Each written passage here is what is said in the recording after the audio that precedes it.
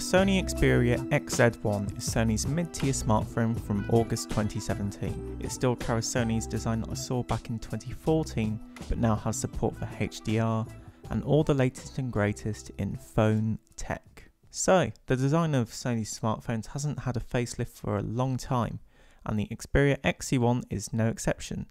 The design is quite dated compared to other modern smartphones, but it still feels quite nice to use. It would be nice to see Sony start to push towards and compete with designs from manufacturers such as Samsung, and it looks like they're starting to do that with the XZ2, which is yet to be released. The phone has a premium design and look with a metal and glass construction. The design is very nice, giving the phone an understated look as there are very few edges at all. The phone is thin, light and still yet functional, as it has a headphone jack on the top. That's right, a headphone jack on the phone in 2018. There is also a USB-C port on the bottom. The front of the device has the display, the front-facing camera and sensors, and also dual front-facing speakers. But to be honest, they don't sound that fantastic, and the speakers lack any sense of bass, and they are quite top-heavy in frequencies. The left-hand side of the device is where your SIM and microSD card go. This is hidden under a cover since the device is IP68 certified, so it's dust and waterproof up to 1.5 meters for 30 minutes. And on the right hand side is where all your buttons are. There is a dedicated camera button which you can hold down and the camera will open even if the screen is off. The volume rockers are also on the right hand side, but they are quite small and it appears as a singular button, so it can be sometimes quite difficult to tell what button to press if you're in a hurry. There is also a power button which features the fingerprint sensor inside the button, so as soon as you press the power on button your phone is going to be unlocked because your finger is already on the sensor. I think this is the best place for the sensor now that we're seeing a lack of home buttons on phones, and I found it a lot more convenient having it on the power button itself than on the back of the device. The display on the XZ1 is a 5.2 inch IPS LCD display with a 1080p resolution. The display looks great. It gets very bright and colours look great on it too.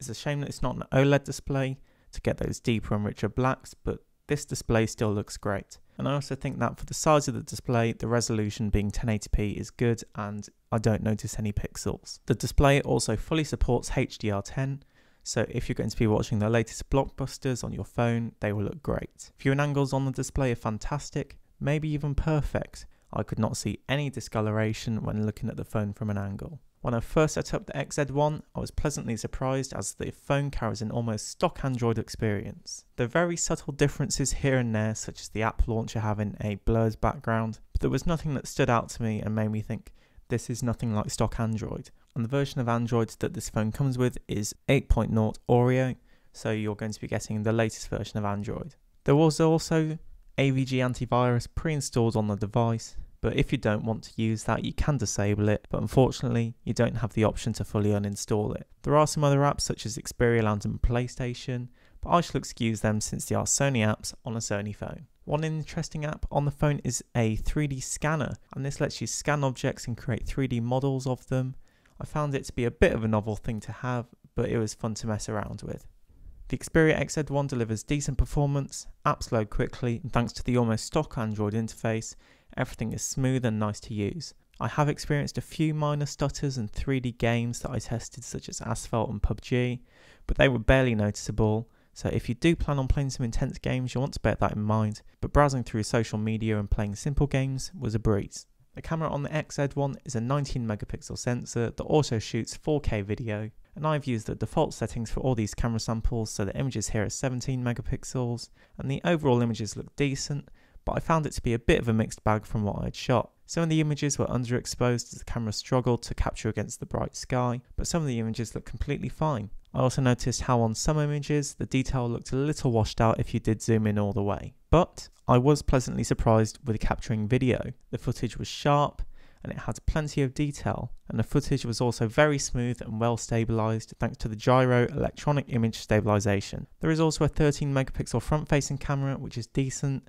but sometimes the images from it can appear slightly soft. they do look a little better once you've turned off the soft skin effect. The camera app has a variety of different modes and functions to help select the best settings to shoot with, but it also has a manual mode that allows you to have full control of the camera.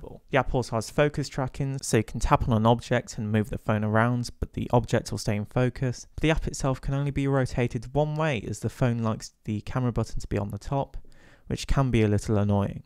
I was very impressed with battery life on the phone. The battery in the phone isn't as large as other devices, coming in at 2700 mAh, but it managed to easily get me through a day's use checking social media and emails, and a bit of streaming as well. Unfortunately, this device does lack wireless charging, as the device has metal construction on the back, but it does support quick charge, so if you need to quickly top up your battery, you can do that. So overall, I do have mixed thoughts on the Xperia XZ1. It's a great phone, but it is a bit stuck in the past with some features. The design is a little dated compared to smartphones being released now, and the display is an LCD based display. But the phone does provide a great software experience and good performance. I just wish my experience with the camera was a little better. So that's been it for this video. Thanks for watching. Thanks to Vodafone for sending out this phone for review, and I will see you in the next video.